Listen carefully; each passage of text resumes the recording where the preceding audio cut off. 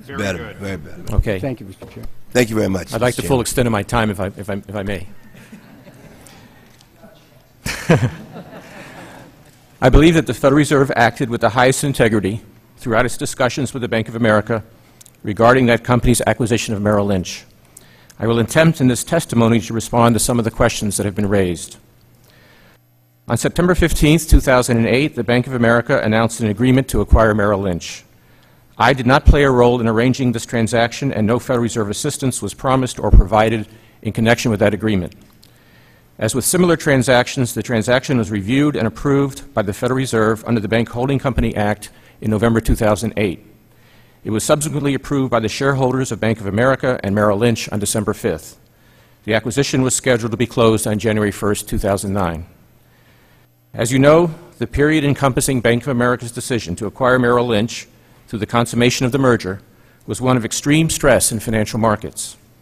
The government-sponsored enterprises, Fannie Mae and Freddie Mac, were taken into conservatorship a week before the Bank of America deal was announced. That same week, Lehman Brothers failed, and American International Group was prevented from failing only by extraordinary government action. Later that month, Wachovia faced intense liquidity pressures which threatened its viability and resulted in its acquisition by Wells Fargo. In mid-October, an aggressive international response was required to avert a global banking meltdown. In November, the possible destabilization of Citigroup was prevented by government action. In short, the period was one of extraordinary risk for the financial system and the global economy, as well as for Bank of America and Merrill Lynch. On December 17, 2008, senior management of Bank of America informed the Federal Reserve for the first time that because of significant losses at Merrill Lynch for the fourth quarter of 2008, Bank of America was considering not closing the Merrill Lynch acquisition. This information led to a series of meetings and discussions among Bank of America, the regulatory agencies, and the Treasury. During these discussions, Bank of America CEO Ken Lewis told us that the company was considering invoking the Material Adverse Event Clause in the acquisition contract, known as the MAC, in an attempt to rescind its agreement to acquire Merrill Lynch.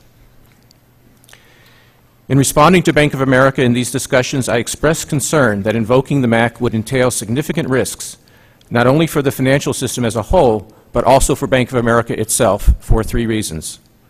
First, in light of the extreme fragility of the financial system at that time, the uncertainties created by an invocation of the MAC might have triggered a broader systemic crisis that could well have destabilized Bank of America as well as Merrill Lynch.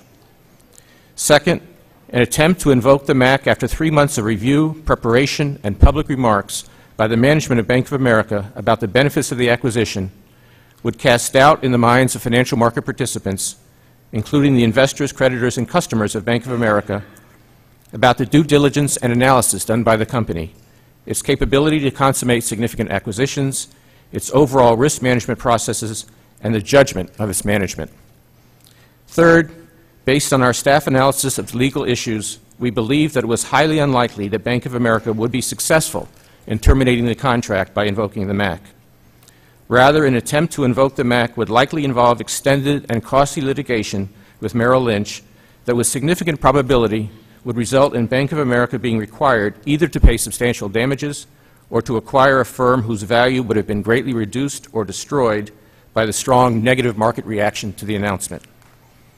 For these reasons, I believe that, rather than invoking the MAC, Bank of America's best option, and the best option for the system, was to work with the Federal Reserve and the Treasury to develop a contingency plan to ensure that the company would remain stable should the completion of the acquisition and the announcement of losses lead to financial stress, particularly a sudden pullback of funding of the type that had been experienced by Wachovia, Lehman, and other firms. Ultimately, on December 30th, the Bank of America board determined to go forward with the acquisition. The staff of the Federal Reserve worked diligently with Treasury, other regulators, and Bank of America to put in place a package that would help shore up the combined company's financial position and reduce the risk of market disruption. The plan was completed in time to be announced simultaneously with Bank of America's public earnings announcement, which had been moved forward to January 16th from January 20th. The package included an additional $20 billion equity investment from the Troubled Asset Relief Program and a loss protection arrangement, or ring fence, for a pool of assets valued at about $118 billion. The ring fence arrangement has not been consummated, and Bank of America now believes that, in light of the general improvement in the markets, this protection is no longer needed. Importantly, the decision to go forward with the merger rightly remained in the hands of Bank of America's board and management, and they were obligated to make the choice that they believed was in the best interest of the shareholders and the company. I did not tell Bank of America's management that the Federal Reserve would take action against the board or management if they decided to proceed with the MAC. Moreover, I did not instruct anyone to indicate to Bank of America that the Federal Reserve would take any particular action under those circumstances. I agreed with the view of others that the invocation of the MAC clause in this case involves significant risk for Bank of America, as well as for Merrill Lynch and the financial system as a whole, and it was this concern that I communicated to Mr. Lewis and his colleagues. The Federal Reserve also acted appropriately regarding issues of public disclosure. As I wrote in a letter to this committee, neither I nor any member of the Federal Reserve ever directed, instructed, or advised the Bank of America to withhold from public disclosure any information relating to Merrill Lynch, including its losses, compensation packages or bonuses, or any other related matter. These disclosure obligations belong squarely with the company, and the Federal Reserve did not interfere in the company's disclosure decisions. The Federal Reserve had a legitimate interest in knowing when Bank of America or Merrill Lynch intended to disclose those losses at Merrill Lynch. Given the fragility of the financial markets at that time, we were concerned about the potential for a strong adverse market reaction to the reports of significant losses at Merrill Lynch. If federal assistance to stabilize these companies were to be effective, the necessary facilities would have to be in place as of the disclosure date. Thus, our planning was importantly influenced by the company's planned disclosure schedule. But the decisions and responsibilities regarding public disclosure always remained, as it should, with the companies themselves.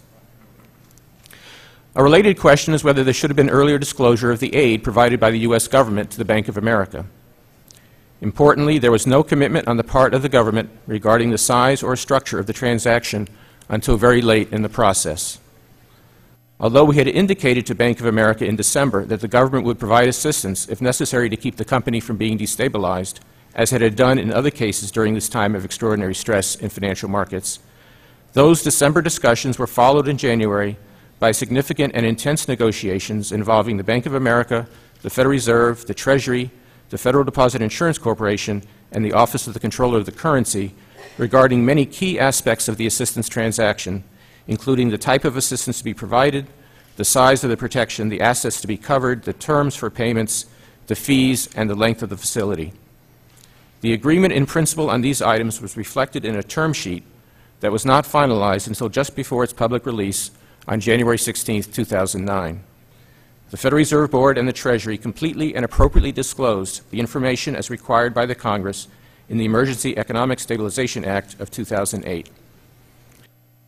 In retrospect, I believe that our actions in this episode, including the development of an assistance package that facilitated the consummation of Bank of America's acquisition of Merrill Lynch, were done not only with the highest integrity, but have strengthened both companies while enhancing the stability of the financial markets and protecting the taxpayers. These actions were taken under highly unusual circumstances in the face of grave threats to our financial system and our economy. To avoid such situations in the future, it is critical that the administration, the Congress, and the regulatory agencies work together to develop a new framework that strengthens and expands supervisory oversight and includes a broader range of tools to promote financial stability.